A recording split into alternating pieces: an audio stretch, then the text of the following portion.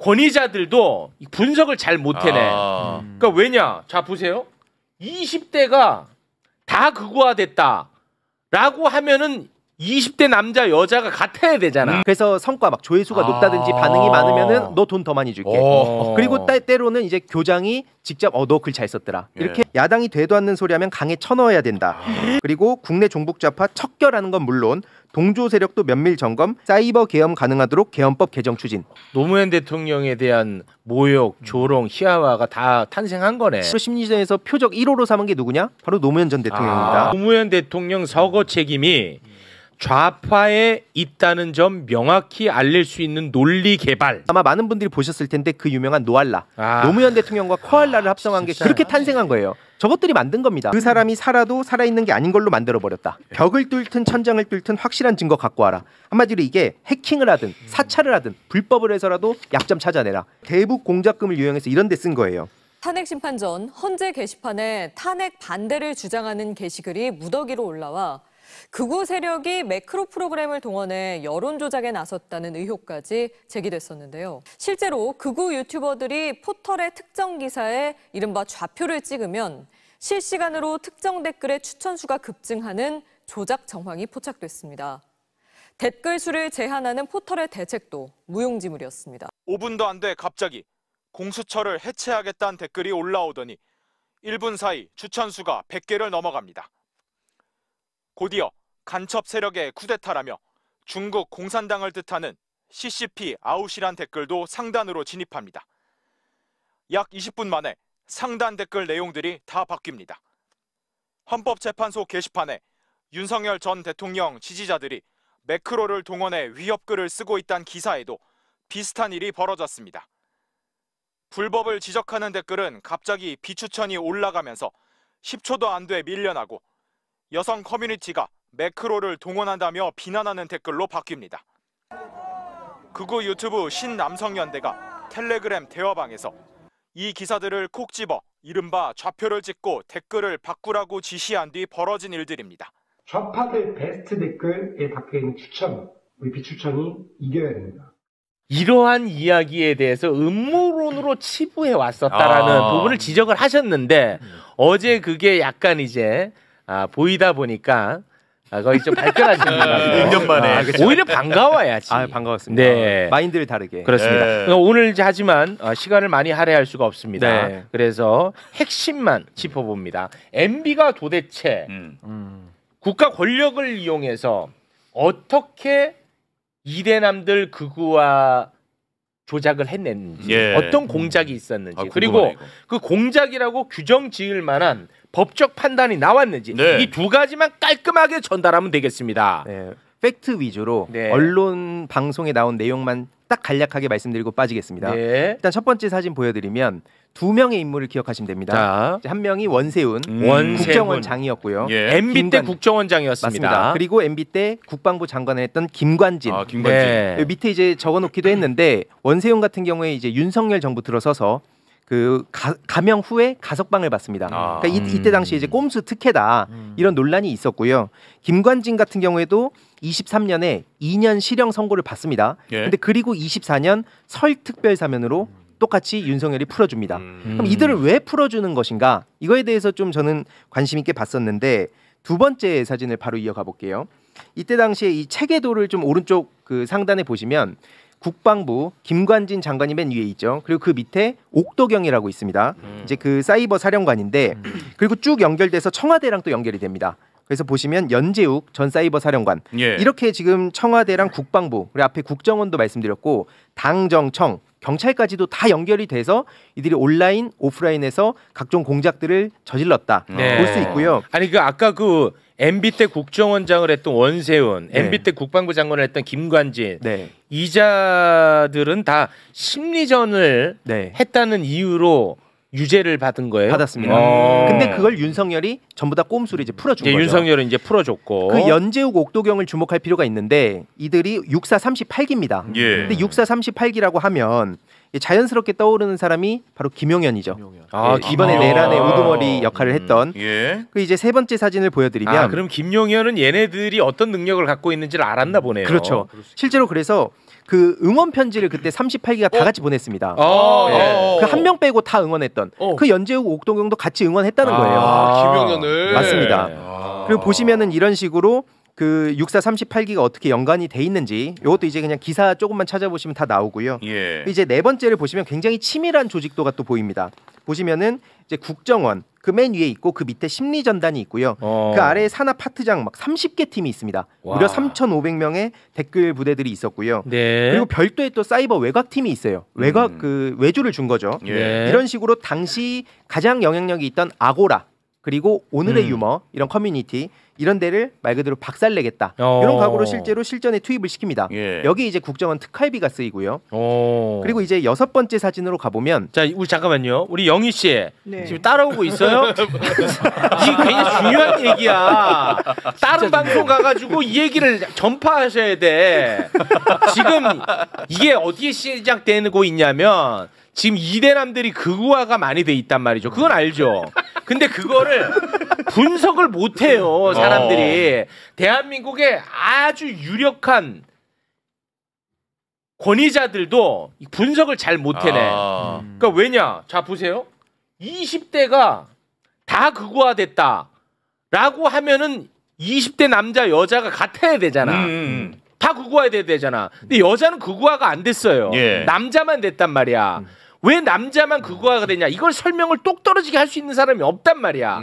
걔네들이 많이 가는 커뮤니티, 걔네들이 많이 가는 온라인, 거기에 MB 때 이런 심리전 공작이 있었다라는 중요한 얘기를 하고 있는데 영희 씨 무슨 말인지 알겠죠? 그래서 이제 MB 때 어떤 식으로 심리전이 공작이 있었는지 그 조직도를 지금 얘기하고 있었습니다. 맞습니다. 그리고 이제 현역 정치인 한 명 또 우리가 잘 안 알려져 있는데 주목할 사람이 있는 게 6번째 사진 보여드리면 서천호라는 사람이 있습니다. 서천호 지금 국회의원입니다. 현역 의원인데 어떤 일을 했었나 이게 중요한데요. 언제 어떤 일? 그 이명박 정부 때, 이명박 때. 박근혜 정부 그 시기에 국정원하고 경찰의 주요 요직을 다 차지합니다. 서천호가? 네. 그러면서 어떤 일들 했냐면 이제 두 번째 줄에 적어놨는데 최동욱 전 검찰총장 사찰이라든지 막 재판 증거 조작 그 유우성 씨 사건 아시죠? 서울시 조작하고 그리고 국정원 댓글 수사 재판을 방해하고요. 희망버스 그 댓글 공작하는 등 이런 여러 일들을 가담 그 주도했다고 볼 수 있는 그 사람입니다. 영희 씨 서천호라고 알아요? 지금 국민의힘 국회의원이 모르면 절대 안 되는 인물입니다. 서천호는 경찰 출신인데 박근혜 정부 때 국정원 2차장이 됩니다. 그때 국정원에서 서울시 공무원 조작 사건 아시죠? 유우성 사건. 그것을 주도했다라고 의심을 받았어요. 그 의심을 받자 국정원 2차장에서 사퇴를 합니다. 그리고 실제로 이 사람이 이런저런 일로 유죄를 많이 받는데 윤석열 정부 들어가가지고 윤석열에 의해서 사면복권 돼가지고 출마해가지고 국회의원이 된 사람이야. 맞습니다. 자 여기까지 됐죠, 영희 씨. 자 다시 계속 가주세요. 그럼 이제 8번을 보여드리면 아까 사이버 외곽팀이 또 있다 말씀드렸잖아요. 그게 간단히 말씀드리면 교장이라고 부르고 학교라는 식으로 서로 불러요. 교장이 여기서 누구냐면 국정원장을 의미합니다. 그래서 댓글 작업을 막 시키는데 이것도 그런 경쟁에 붙여요. 그래서 성과 막 조회수가 높다든지 반응이 많으면은 너 돈 더 많이 줄게. 그리고 때로는 이제 교장이 직접 너 글 잘 썼더라. 이렇게 하면 얼마나 효능감을 느끼겠습니까? 이게 애국하는 것처럼 또 느끼고 이런 식으로 사이버 외곽팀을 운영했고 오프라인에서도 이제 관변 단체를 통해서 각종 데모들까지도 수시로 한 바가 있습니다. 그리고 이제 중요한 거는 그 10번인데요. 10번 사진을 보여드리면 원세훈 지시 강조 말씀 내용 중에 일부를 지금 가져온 겁니다. 정말 많은데 그 일부 내용을 보시면 이런 키워드들이 있어요. 인터넷을 청소한다는 자세라는 키워드가 나오고요. 야당이 되도 않는 소리 하면 강에 쳐넣어야 된다. 종북 좌파 40여 명이 여의도에 진출. 이제 그 자기들이 그렇게 낙인을 찍은 거죠. 우리나라의 정체성을 흔들려고 한다. 그리고 국내 종북 좌파 척결하는 건 물론 동조 세력도 면밀 점검, 이들이 사회에 발붙일 수 없게 해야 된다. 이 내용이요. 그 최근에 노상원 수첩 그 메모에 나온 내용과 굉장히 흡사하지 않습니까? 이 세계관이 청소한다. 이게 굉장히 오래 전부터 어떤 일들을 저질러 왔냐면 9번 사진으로 넘어갈게요. 보시면은 여기에 정말 많은 내용이 담겨 있습니다. 당시에 뭐 김대중 전 대통령 비자금 공작 그리고 노무현 대통령에 대한 그때 말씀드린 심리전 이런 일들이 있고 심지어 막 불법 사찰도 합니다. 정치인들은 물론이고 뭐 유명한 연예인들 있죠. 그리고 민간인들까지 사찰합니다. 그리고 정치 편향적인 안보 교육까지 하고요. 그러면서 실제로 세 번째 줄 보시면 작전글, 위장글, 비율 3대7로 유지해라. 한마디로 이게 뭐냐면 겉으로 너무 드러내놓고 활동하면 걸리니까 작전글과 위장글을 섞어가면서까지 치밀하게 움직였다는 거죠. 이러니까 일반인들이 파악을 할 수가 없는 겁니다. 기본적으로. 그리고 네 번째 줄이 굉장히 중요한데요. 각군 사관학교 교육과정에 사이버전 과목을 신설한다. 나중에 시간 되면 이제 어떤 학교인지 어떤 식으로 이어졌는지 말씀드릴 예정이고 여기가 중요하죠. 유사시 사이버 계엄 가능하도록 계엄법 개정 추진 이 내용도 있었어요. 이명박 정부 때. 그래서 제가 지금 사이버 내란이라고 계속 말씀드리는 것도 그런 맥락이랑 다 연결이 돼 있는 겁니다. 이런 일들을 저질렀던 거고 이때 이제 그러면 노무현 대통령에 대한 모욕, 조롱, 희화화가 다 탄생한 거네. 시작합니다. 그게 이제 14번 사진을 보면 나오는데요. 원세훈 국정원이 저런 식으로 심리전에서 표적 1호로 삼은 게 누구냐? 바로 노무현 전 대통령입니다. 심지어 노무현 대통령께서 그 임기를 마치시고 고향으로 돌아가셨잖아요. 개인 홈페이지에 시민들과 소통하려고 글을 올리시는데 거기에도 심지어 쫓아와가지고 모니터링하고 막 악플 달고 그랬어요. 하나하나 다 일거수일투족 일거수일투족 사찰까지 하고요. 중요한 거는 이 서거에 대한 책임을 좌파에 떠넘기라는 지시까지 나옵니다. 이게 심리전인 거예요. 그러니까 이거는 본인들 진영 문제가 아니라 자기들의 그 어떤 책임이 있는 거다. 좌파들이 이렇게 저지른 거다. 이런 식으로 책임을 떠넘기고 그 유명한 정확하게 있네. 노무현 대통령 서거 책임이 좌파에 있다는 점 명확히 알릴 수 있는 논리 개발, 논리를 개발하고 활용을 지시했다. 와. 그리고 그 앞서 말씀드린 원세훈이 논두렁식에도 그 보도를 하자고 제안을 합니다. 그렇게 탄생을 한 거고요. 15번 보여드리면 촘촘하다. 촘촘해. 제가 오늘 너무 많은 걸 빨리 전해드리고 싶어서 마음이 급한데 천천히 하세요. 이 조직적인 악마화와 희화화가 어떤 식으로 이루어졌나 이 내용이 좀 작아서 안 보일 수 있는데 왼쪽에 있는 것도 다 방송에 나온 내용이거든요. 국정원 전 심리전단 관계자가 폭로를 한 건데 그 사람의 부정적인 이미지는 평생 간다. 그래서 히틀러 괴벨스 얘기까지 해요. 그런 데서 이제 연구를 한 거죠. 그래서 영정사진의 권위를 훼손시키자. 그래서 아마 많은 분들이 보셨을 텐데 그 유명한 노알라, 노무현 대통령과 코알라를 합성한 게 그렇게 탄생한 거예요. 저것들이 만든 겁니다. 그리고 일베를 통해서 배포를 한 거예요. 여기 마치 있네. 일베 DC 통해 확산. 맞습니다. 여기 있잖아. 지금 일베 DC는 아직도 활성화되어 있습니다. 여기 안에서 노는 애들이 바로 이대 남들인 거예요. 그 이때부터 만들어진 것이고 이들이 극우화됐다. 이것이 왜 음모론이냐? 이렇게 연결이 되는 겁니다. 와, 목이 메이네 진짜. 이게 16번 보시면 진짜 충격적인데 저들이 저렇게 분석한다는 겁니다. 친노라는 세력은 깨끗하다는 이미지가 있다고 자기들이 분석을 하니까 그럼 부패했다고 이미지 만들어야지. 그래서 앞서 말씀드린 논두렁 시기로 연결되는 거고요. 그래서 제가 민주당에도 계속 얘기한 겁니다. 지금 이재명 대통령에 대한 평가는 끝났을 거고 그럼 그거에 대척점을 만들고 있을 거란 겁니다. 이들이 가만히 있을지 않을 테니까. 그리고 중요한 건 그 사람이 그 16번 사진 다시 보여드리면 맨 오른쪽 아래 내용이 이게 있습니다. 그 사람이 살아도 살아있는 게 아닌 걸로 만들어버렸다. 그러니까 이게 살아있어도 넌 한번 멘탈 갈려봐라. 그렇게 버틴 게 이재명, 조국 이런 정치인들입니다. 지금 유력 정치인들한테도 계속 가고 있어요 이게. 근데 어떻게 이거를 한 줌 취급하냐. 실제로 이게 이명박 때 얘기를 왜 지금 하냐라고 말씀하실 수 있는데 7번 사진 보여드리면요. 이 모든 거 심지어 본인이 이 댓글 사건을 수사를 해서 집어넣었던 장본인이 윤석열입니다. 근데 윤석열 정부에서 2023년에 다 풀어줘요. 빨간 박스를 보시면 아까 말씀드린 이름 다 나옵니다. 원세훈, 서천호, 김태효도 나오고요. 그리고 뭐 남재준이란 전 국정원장도 있는데 뭐 이종명, 민병주 이들이 국정원 실무 담당했던 사람들이고 연재욱, 옥도경 아까 말씀드린 6438기 다 들어가 있어요. 그리고 지금 여기에 다 들어가 있고 24년에 특별 사면해 주는 게 김관진, 김기춘 이런 사람들입니다. 그러니까 이 명단 이 행동들을 보면서 이거 명백하게 뭔 짓을 할지 너무 보인다. 겉으로는 뭐 사이버 안보 얘기를 하면서 물밑에서 이런 짓을 하는 놈들이다. 왜 저건. 풀어줬겠냐? 자기가 수사를 했기 때문에 얘네들의 능력을 윤석열이 제일 잘하죠. 그러니까 얘네를 활용할 필요가 있겠죠. 그러니까 사면복권이 이루어지는 거고 실제로 사면복권을 통해서 서천호 같은 사람은 실제 지금 현재 국회의원입니다. 서천호는 그 헌재 부수자고 얘기했던 사람인데. 그죠? 맞습니다. 근데 윤석열하고 MB 정권은 한 몸으로 봐야 돼요. 그러니까 윤석열이 그런 말했거든요. MB 정권 때가 가장 수사하기 좋았다는 얘기도 했었고 그때 당시 윤석열이 진급도 빨리 했습니다. 그 대검의 중앙수사부의 중수 이과장까지 MB 정권 때 하면서 그때 모셨던 중수부장이 김홍일이에요. 예. 또 김홍일을 데려다가 또 윤석열이 중용하면서 방통위원장까지 시키지 않습니까? 그러니까 이게 지금 윤석열의 여론 공작 작업의 뿌리가 MB 때부터 지금까지 계속 그 해악을 키워왔기 때문에 이 너무 심각한 건데 많이 안 알려져 있어요. 이게 몰래 물밑에서 하니까 매우 심각한 문제입니다. 자, 영희 씨 중요한 부분이기 때문에 계속 제가 끌고 갑니다. 자, 영희 씨, 대한민국의 굉장히 권위 있는 학자분들도 이대남의 극우화를 분석을 못합니다. 그런데 뭐 예를 들어 이런 분석들이 있을 수 있죠. 20대들의 삶이 너무 팍팍하다 보니까 그들은 극우화가 되었다. 이것은 글로벌의 양태를 따라가는 거다. 그러면은 20대 여성은 그러면 삶이 윤택하냐? 왜냐면 20대 여성은 극우화 안 됐거든. 이게 설명이 안 되잖아요. 바로 그 설명 계속 하고 있는 겁니다.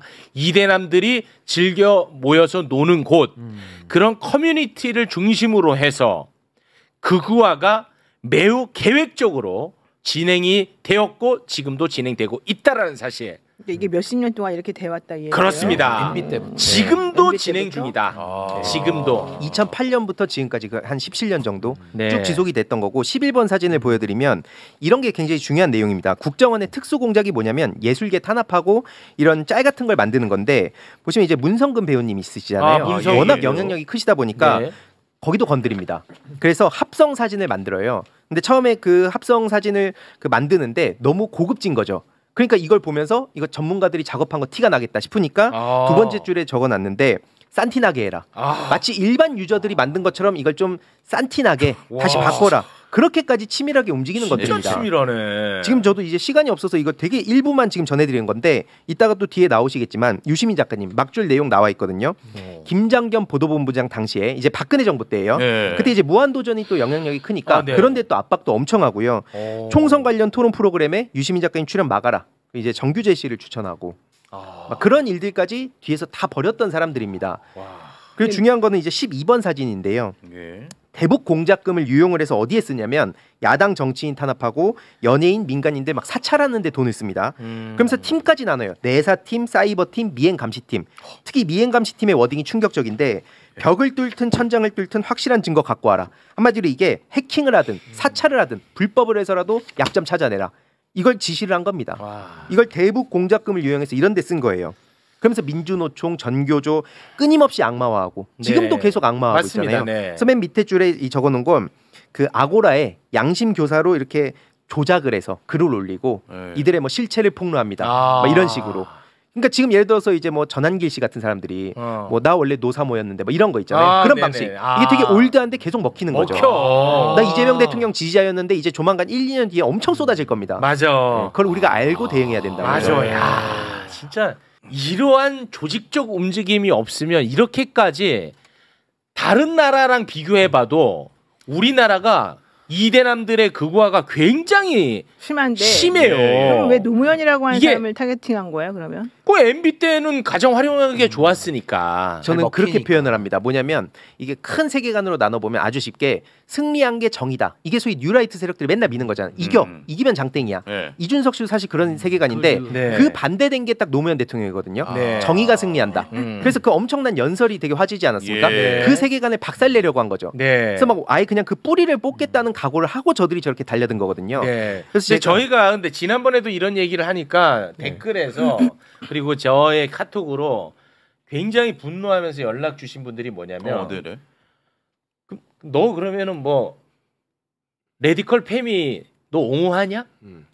막 이런 식으로 또 얘기하는데 그 옹호한다고 언제 그랬어? 그건 잘못됐지. 그러니까 그런 기술자를 윤석열도 활용한 것 아니냐라는 이야기. 그러니까 지금도 계속 진행되고 있고 과거에는 노무현 대통령을 조롱하고 희화하고 갈라쳤으면 이제는 이재명 대통령에 대해서도 그런 시도는 계속 있을 거라는 얘기를 지금 하고 있는 거예요. 맞습니다. 네. 특히 이게 왜 중요하냐면 여기서 노무현 전 대통령을 그렇게 권위를 훼손시키는 방식을 쓰면 나중에 이제 민주진영은 계속 이걸 이어가잖아요. 그러니까 저 당은 역사고 뭐가 없잖아요. 네. 그러니까 다 범죄자들이었고 그러니까 존경할 수 있는 대통령 없으니까 이준석 같은 경우에는 그런 식으로 노무현 대통령 언급하면서 오히려 자신의 어떤 합리적인 모습. 근데 저 니네 봐라. 저 민주당은 맨날 자기들끼리만 막 서로 존경한다고 이런 이미지도 만들려고 한다고 저는 생각을 하는 거고요. 네. 중요한 거는 요 20번 사진을 좀 보여드리면 그 제가 이제 가장 그 안타깝게 생각하는 게 바로 요 대목입니다. 3,500명의 댓글 부대가 있었는데 네.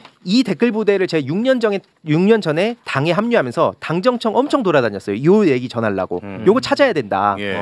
훈련된 사람들입니다. 이게 민간인들을 갖다 막 썼다 뭐 예비역이라든지 아니면 뭐 주부, 뭐 학생 다 갖다 썼거든요. 네네네. 근데 이들이 훈련이 됐잖아요. 네. 그럼 만약에 당연히 그런 일이 벌어지면 안 되지만 정권이 훗날 교체가 되면 이들 다시 갖다 쓰지 않겠냐 생각이 들어서 이거 빨리 찾아내야 된다. 그리고 자금줄도 빨리 찾아내야 된다. 예. 그래서 인맥, 자금, 정보 이 세 가지 주축으로 움직이는 거거든요. 그리고 그때 말씀드렸듯이 일본 극우랑 연결된 겁니다. 네. 그때 호사카 교수님도 사쿠라이 요시코나 다 말씀 주셨는데 네네. 그래서 이게 5년 안에 지금 못 잡는다는 거예요. 그래서 저는 지금이라도 빨리 이 세력들을 다 뿌리를 뽑아야 된다. 아니 그러면 우리 이사님은 아까 그 다시 좀 띄워주시겠습니까? 여기서 지금 말하는 훈련된 댓글 부대 3,500명은 지금도 어디선가 활동을 하고 있다라고 믿고 있는 거예요? 그렇습니다.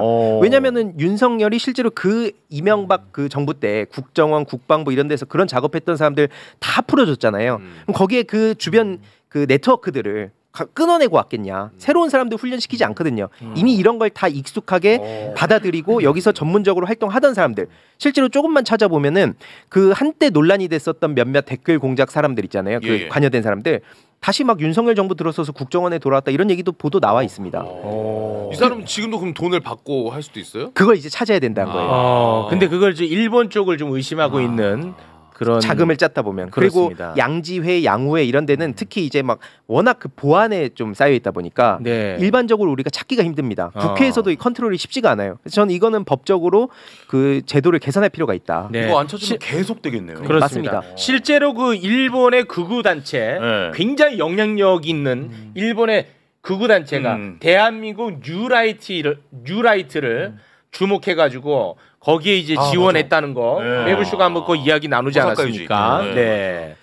그래서 저는 길들이는 게 핵심이라고 봅니다. 오늘 뭐 더 시간이 없을 것 같긴 한데 핵심은 계속 정치에 혐오를 하게 만들고 맞아. 서로 싸우게 만들고 그렇지. 그럼 어느 순간 정치 관심 안 갖잖아요. 그렇죠. 일본이 그런 식으로 나라가 망해가지 않았습니까? 맞습니다. 왜 이 방식이 지금 대한민국에 똑같이 유통이 되고 있냐. 예. 결국엔 이 안에서 분열하고 싸우고 자꾸 이런 식으로 갈등이 커지면 점점 더 정치의 환멸을 느끼게 되거든요. 맞아요. 그 방향으로 지금 가고 있는 겁니다. 맞아. 그래서 이들을 우리의 상식으로 보면 안 됩니다. 네. 우리의 상식으로 왜 저러지 않은데 그렇게 해석을 하는 건 의미가 없어요. 그렇습니다. 근데 이게 황희두 이사님 참 대단하신 게 국정원을 동원해서 국가기관으로 국내 정치 개입을 했다라는 게 지금 문제의 핵심이거든요. 그게 그렇습니다. MB 때부터 해왔고 네. 더 고도의 지금 발전된 네. 상황까지 된 것인데 거기에는 다 전문가가 투입됐어요. 그러니까요. 근데 이제 황희두 이사님이 참 대단하신 게 뭐냐면 많은 분들은 이 현상만을 진단하고 해결하려고 했어요. 물론 그 그렇지. 의지도 약했지만 네. 근데 이분은 6년간의 데이터베이스를 통해 가지고 맞습니다. 그냥 본질을 깨 부수고 계신 분이에요. 네. 그러니까 아주 정말 정확하게 지금 원인을 잡아야 다시는 이런 일을 우리가 이 땅에서 축출할 수 있기 그렇습니다. 때문에 네. 매우 중요한 그렇습니다. 문제 제기입니다. 근데 이거를 알고 있느냐 모르고 있느냐의 차이가 너무 커요. 앞으로도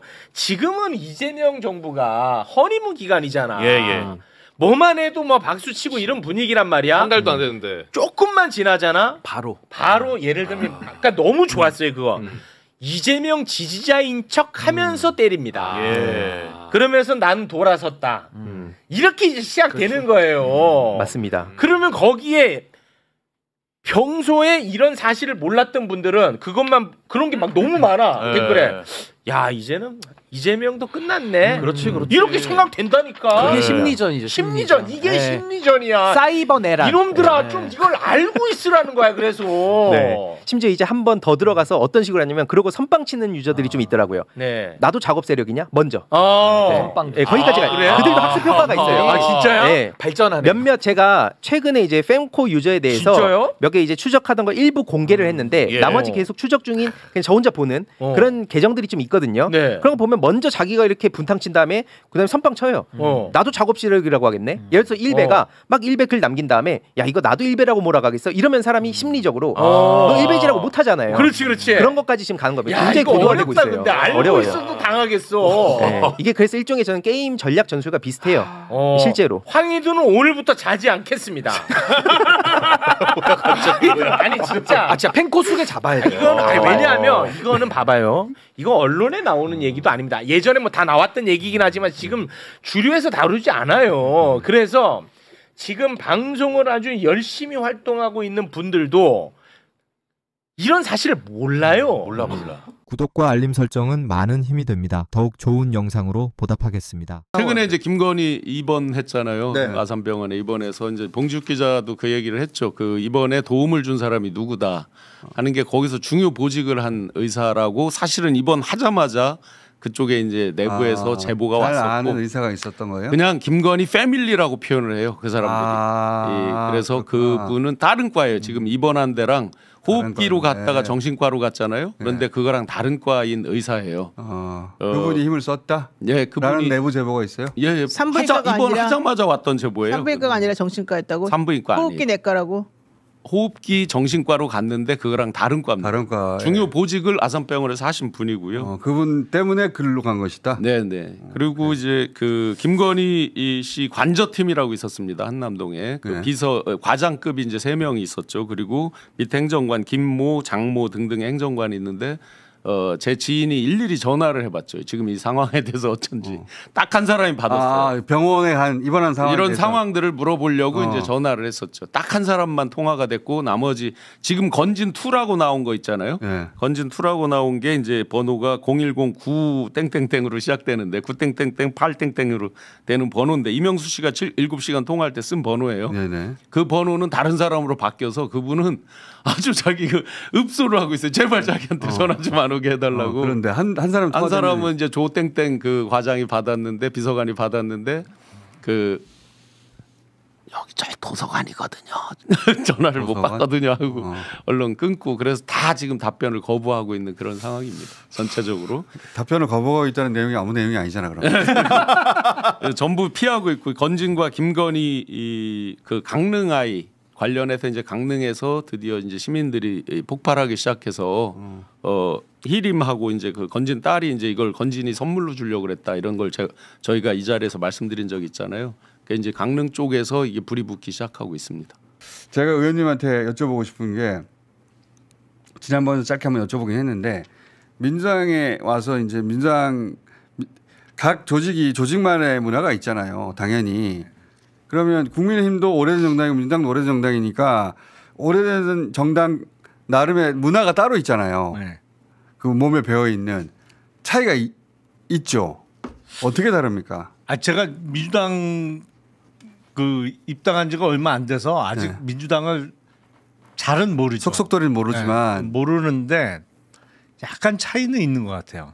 확실히 국민의힘은 누가 이렇게 딱 잡잖아요. 당 대표가 되든 뭐 여당할 때는 대통령은 뭐 더할 나위 없이 그 다른 얘기가 안 나와. 딱 장을 잡으면 서열 쫙 정리돼. 쫙 이렇게 해갖고 그냥 바로 정리가 돼요. 근데 민주당은 약간 아닌 것 같아요. 민주당 아니에요. 여기는 뭐 항상 떠들어대요. 니캉 내캉 뭐 이렇게 약간 맘먹는 분위기가 좀 있는 것 같아요. 그래서 김용남 의원한테 민주당이 잘 어울립니다.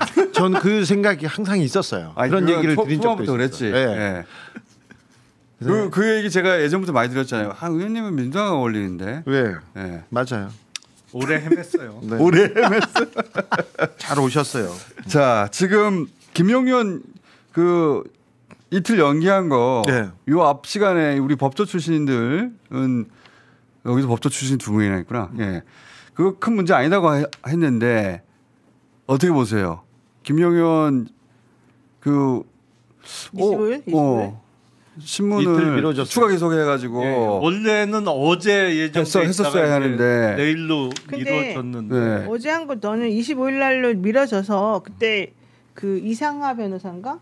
김용현 씨 측의 변호사가 왜 25일로 미루냐? 25일로 미룬다는 거는 우리를 그냥 계속 구속시키겠다는 뜻 그러니까 아니냐. 26일이 만료니까 25일에 한다는 거는 그 안 구속을 풀어주겠다. 안 풀어주겠다는 뜻이죠. 저도 그렇게 해석을 하고 있어요. 사실은. 왜냐면은 25일 날이 이제 마지막 그 실질 심사하고 그날 밤에 고민을 할 거잖아요. 나겠죠. 그리고 나면 26일 새벽 정도에 나올 텐데 그때 만약에 풀어져 버리게 되면은 난리가 날 것 같고 안 풀어주려고 전 작정한 것 같고. 그 날짜를 잡은 걸 봐도. 네. 그리고 재판부에서도 김용현 씨와 그 김용현 씨 변호사의 태도에 대해서 매우 불쾌해. 어떤 점에서 불쾌해요? 어제 아니 왜 당신들은 여기서 말하는 당신은 이제 재판부를 말하는 거예요. 김용현 측에서 지금 김용현 측에서 주장하기를. 재판부에다가 아니 당신들은 절차도 모르냐. 어떻게 주말에 영장 실질 심사한다는 식으로 그 공소장이나 뭐 이런 거를 그냥 보내냐. 우리 주소인데 주말이 어디 있어? 그런데 우리 노는데 그러니까 우리 변호사들 노는데 변호사들 왜 당신이 이 김용현에게 그런 걸 주말에 보내면 우리는 일을 언제 하라는 거냐. 이제 막 화를 냈고 거기 있는 그 검사들 중에도 특검이 있고 원래 검사가 있을 거 아니에요. 그 사람들한테도 당신 특검 맨 마지막으로 특검 보호된 사람 도대체 누구냐. 날짜 언제냐. 그 날짜를 기준으로 해서 이 특검보가 제대로 준비 기간을 맞췄는지 안 맞췄는지 봐야 되는데 이 사람이 되기도 전에 벌써 이미 너는 우리를 기소했기 때문에 그러니까 특검 진영도 다 갖춰지지 않았는데 니네가 우리를 추가 기소했다. 먼저 기소해버리고 나중에 특검부를 만들어내고 이게 뭐냐. 이게 준비 기간도 제대로 안 한 거 아니었냐. 위헌 위법을 내란을 일으킨 사람들이 지금 얘기하고 있어요. 엄청나게 뭐라 하고요. 거기서 그 검사들이 뭐라고 말을 하려고 그러니까 너는 입을 다물어라. 네가 말할 주제가 뭐냐. 뭐 이런 화를 내고 막 그랬어요. 그 자리에서 그 변호인들은 이 추가 기소된 건이 25부로 병합될 거라고 확신하는 모양이네. 34부가 이제 더 이상 참지 않겠다. 이런 취지더라고요. 아니 그러니까 병합돼서 직위원 재판부로 사건이 가지 않는 한 그렇게 재판부 상대로 당신들이라고 표현하고 그러면 당신들의 표현은 내 표현이고. 그렇죠. 그럴 리가 없죠. 취지가 그렇다는 거죠. 취지가. 아니 어쨌든 재판부를 그렇게 약 올리면 그 변호인이 아닌데. 그러니까 변호인은 납작 엎드려야 되는데 재판부한테 막 항의했다는 거죠. 이렇게 저렇게. 네, 그리고 내통했냐고. 내통했냐고? 특검하고 내통했냐고. 재판부에 완전 바꿨어요. 포기했습니다. 특검하고 내통했냐고. 어차피 25일 날 우리 안 풀어주려고 네가 꼼수 부리는 거 아니냐. 연장된다는 거는 다 이해를 하고 있대요. 그 태도로 보아서는 매우 못 나올 가능성이 높네요. 매우. 그리고 한성진 부장 입장에서도 지난번에 제가 조금 잘못했잖아요. 본인이 잘못했다고 생각하는지 모르지. 아니에요. 잘못했다고 좀 생각했고 1심에서 그때 그렇게 지부까지 때린 것에 대해서 이걸 어떻게 만회하나 좀 고민을 했는데 그런 소식이 좀 있습니다. 결국 지금이 만회할 타임이라고. 그건 본인 생각이죠. 김용현의 김용현의 혐의가 너무 명확해가지고요.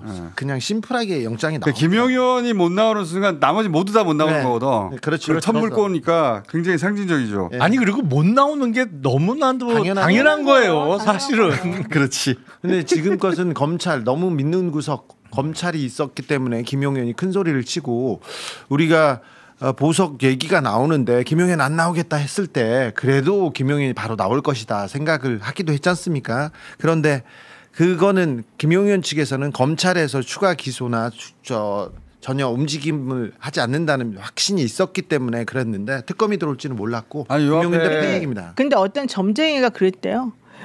점쟁이가 기가 쫑긋. 점쟁이가 김용현 씨 조금이라도 잠깐이라도 나온다 그랬대요. 그래서 지금 그거 조금 한다는 이상한 소리가 있어요. 믿을게. 잠깐이라도 나다 들어간다. 그거 믿고 있다. 자, 김건희 씨 관련해 가지고는 이 이명헌 특검이 그 16개 사안인데 8명 특검부한테 2개씩 맡겼대요. 경쟁 체제에 돌입한 거야. 그래서 경쟁이지. 경쟁 체제로 돌입해서 누가 먼저 구속영장 치냐 이 경쟁이 들어간 것 같은데 도이치모터스하고 그다음에 그 공천 개입하고 이 2건 명태균 건하고 이 2건으로 영장이 제일 먼저 나올 거나 그 앞 시간에 얘기하고 갔거든요. 네. 그거는 민중기 특검이죠. 네. 민중기 특검에서.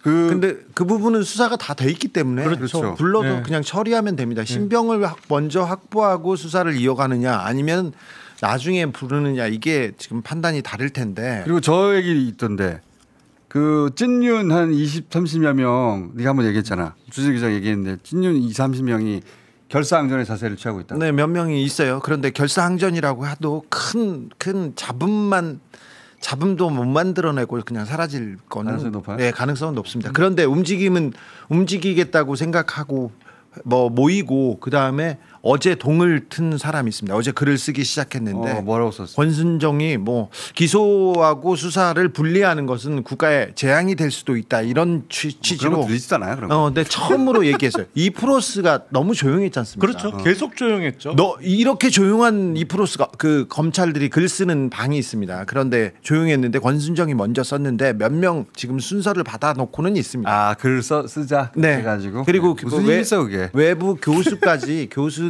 얘기까지 섭외해가지고. 네, 아무 힘도 없어요 그런 거. 그러면 조선일보가 좀 받아주겠죠. 그러더라도 큰 그 파장을 만들어내지는 못할 것 같아요. 잘 들리지도 않아 그러면 이제는. 네. 그리고 들린다 하더라도 타격감도 없어요. 그래. 그래도 검찰이 가만히 있지 않을 것 같은데 뭔가를 준비할 것 같은데요. 최근 분위기는 없어요. 너무 조용하잖아요. 네, 그냥 죽었어요 조직이. 네. 그러니까 옛날 같으면 누가 이렇게 총대 메고 나를 따르라 그러면 뒤에서 와 하고 이런 거래도 있었는데 지금은 누가 총대 메고 나를 따르라 그러면 뭐 혼자 해보던지 그러니까 그런 분위기예요 지금.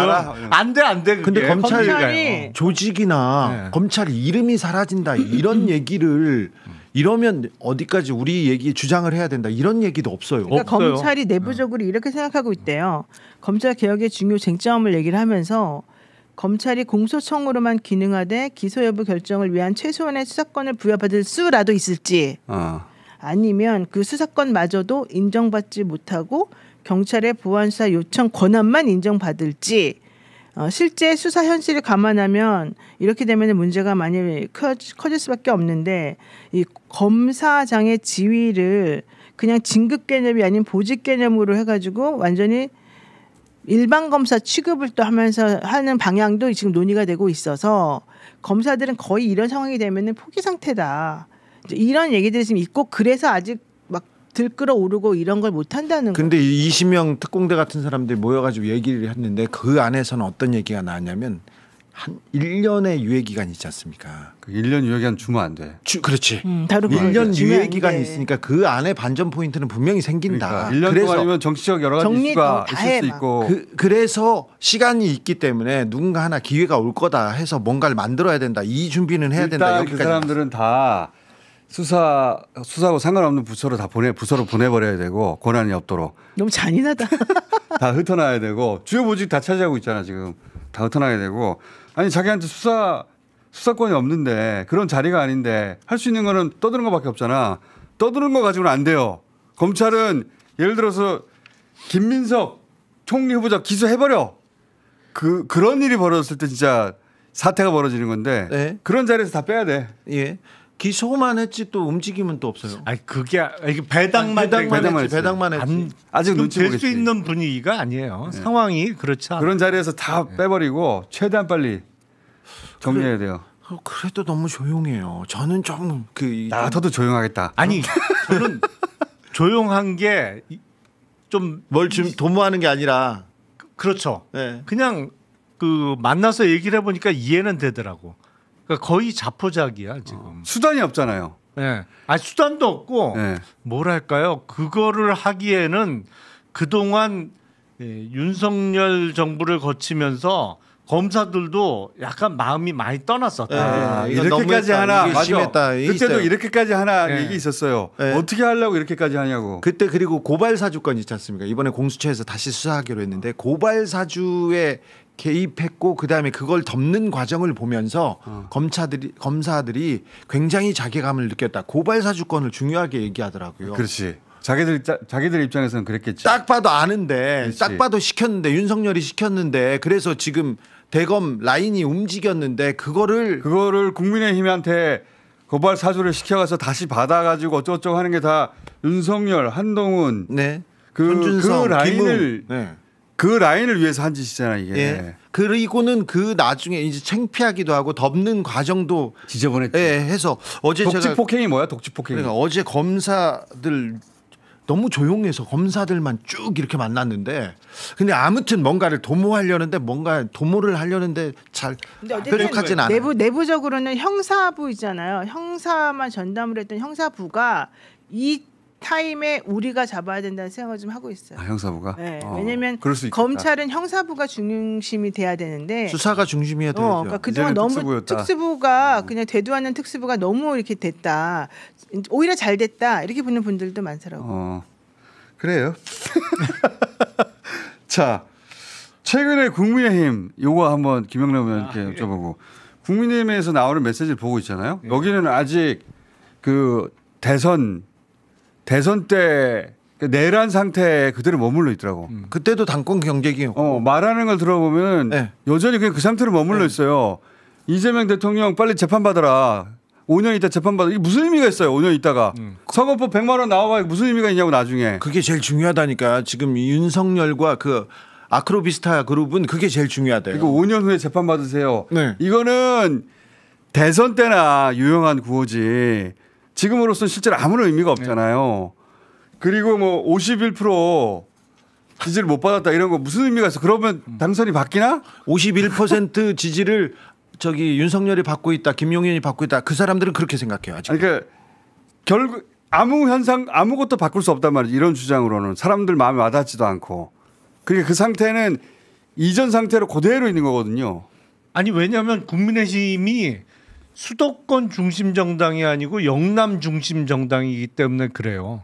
지금 성원석 신임 원내대표를 비롯해서 TK잖아요. 네. 그러니까 자기 지역구 내려가면 다 잘한다 그런단 말이에요. 그리고 절대로 윤석열 배신하지 말라고 하는 그 극성 당원들도 찾아와서 얘기를 하고.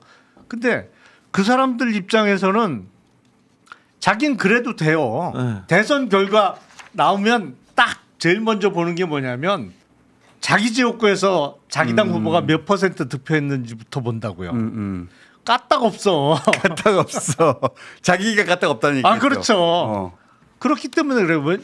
지금 수도권 민심을 빨리 파악해서 방향을 바꿀 누군가가 있어야 되는데 그런 선장이 없잖아요. 그러니까 오합지졸이에요 지금. 자, 지금 이대로 가면 김문수와 한동훈이 붙는다. 그런데 한동훈이 나올까요? 그 당원 모집하고 있잖아요. 한참 하고 있어요. 그것 때문에 막 시끄럽던데. 나옵니다. 한동훈 일요일 날 저 뉴스 저도 보고 깜짝 놀랐는데. 그러니까 진종호 의원은 비례대표 사격 선수 출신. 근데 당원 모집을 위드훈이 그 회원들하고 같이 했는데 동작 을 지역구에서 한 거예요. 이거 진짜 민감한 거죠. 예민한 거죠. 사실은 그렇죠. 나경원 지역구인데 나경원 의원 지역구라. 나경원 지역구에 나온다는 얘기지. 그러니까 왜냐하면 정치인들이 특히 비례대표 의원이 저 당원 모집 행사를 만약에 광화문 세종대왕상 앞에서 했다든지 아니면 뭐 주말에 홍대나 강남역 쪽에서 했으면 별 말이 안 나왔을 거예요. 그래도 그 지역구 지역위원장이나 의원들은 싫어했을 거예요. 그렇죠. 썩 좋아하진 않죠. 정말이요. 근데 그나마 뭐 광화문이나 이런 상징성이 있는 장소면 말이 좀 덜 나왔을 텐데 왜 하필 나경원 지역구에 가서 하냐고. 왜 뜬금없이 동작을 이러니까 또 동작을 지방의원들이 와서 당신들 뭐 하냐고 시비 걸고 뭐 그렇겠지. 그러면서 뉴스가 나온 거죠. 큰 문제예요. 저거는 큰 사건이 될 수도 있어요. 한 현역 의원의 지역구에 한 저기 비례대표 후보가 집들이에 갔어요. 집들이. 이사도 아니고 집들이에 갔는데 그걸로도 싸워가지고 원수된 그런 사람들. 아니 그러니까 국회의원한테 자기 지역구는 그렇죠. 엄청난 그 자기 성인데 그걸 쳐들어온 거 아니야. 그리고 쳐들어와 가지고 당원을 모집하고 있잖아. 그러면 이제 나중에 경선할 때 그 당원 가지고 붙을 수가 있잖아요. 마치 그런 거예요. 이제 주류 도매상들은 자기 지역이 있잖아요. 자기가 그 술을 대는 나아발이라고 깡패 나아발이도 아니고 무슨 그런데 갑자기 다른 주류에서 트럭이 쑥 들어온 거야 그 지역을. 그렇지. 술을 잔뜩 싣고. 다 보라고.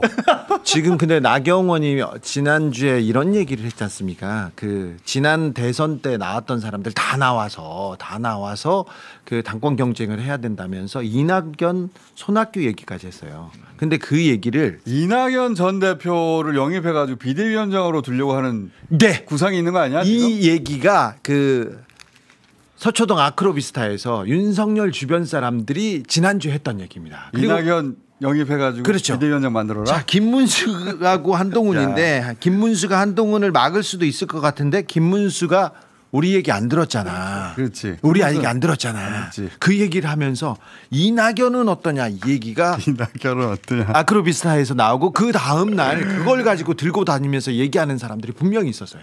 이낙연 설랑. 이낙연 영입? 네. 동작을? 동작이 아니라 당대표로. 딴 생각했다 또.